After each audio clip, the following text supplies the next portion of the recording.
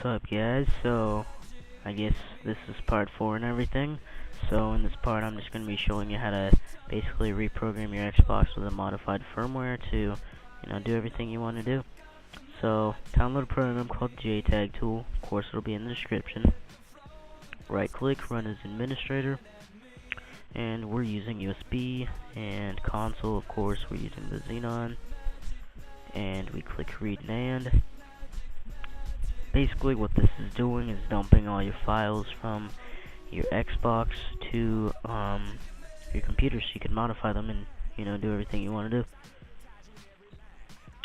So once it's done, press any key to continue, and then we have to basically save the file as a name, and we're gonna do this 3 times. So right here I just save it as Nand1. It really doesn't matter, but do what you want to do. I'd recommend saving it to your desktop. Later on in the video I have to move it back to the desktop to find it and everything, so it'd just be easier to save it to your desktop. We click read Nand again, and it's doing its own thing.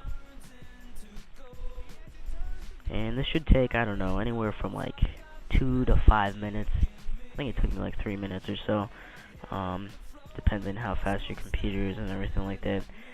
Definitely when you do this, never turn on your Xbox, okay? You need the power cord plugged in. Just never turn on your Xbox while it is connected to the PC. If you do that, there could be a lot of problems. But anyway, just follow what I'm doing. So we saved that one as Nand2, and we're reading it for a 3rd time, and just finished. Press any key to continue, and we save this one as Nand3. So now we have all 3 of our Nands and everything, which is great. Then we click OK. So now we need to compare all 3 of the Nands to make sure that they're matching and that everything was read properly. Because if something wasn't read properly, we could have some issues. So you're going to need to download a program called Nand Compare, and of course it'll be in the description. And right here is where I swap the files and put them on my desktop, so just ignore that.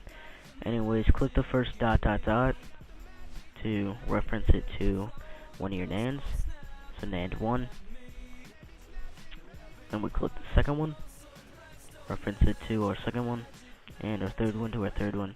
You don't have to have it in any order. I just do it in order, which is fine. And then of course you just click compare. It says 0 non-matching blocks found, which is what you want, okay? If it does not say that exactly, you're gonna need to do everything that we just did and basically just redo it and check your solder points and use common sense. Just retrace your steps. Okay, then click write Zell. It's gonna tell you, did you back up your Nand? And yes, we did. And now it's writing Zell. This is much shorter. I think it takes like 30 seconds to a minute to write, which is really good. So it's much faster. When it's done, it's gonna say Zell installed. You just click OK.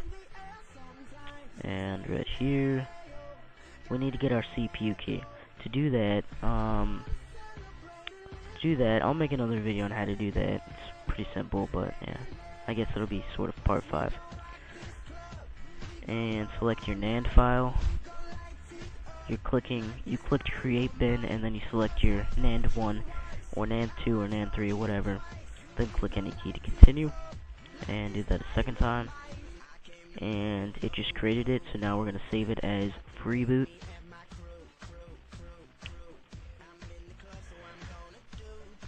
Save it as FreeBoot _911, and should be good.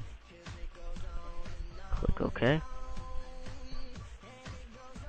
and then of course we click write bin, and we're going to select our FreeBoot 9199 image, which is basically our modified firmware. So when this is done writing, there are very few steps, and of course it's almost done because I fast forward through most of this.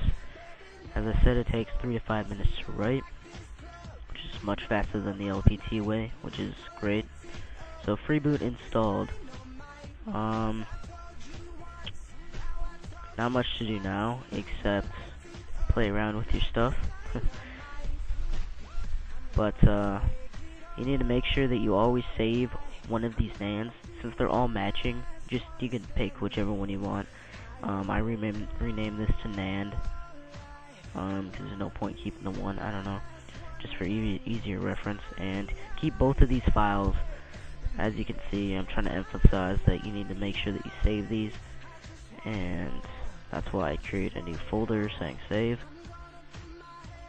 Because if you lose these and there's a new update or something, or you mess up, you're gonna get screwed.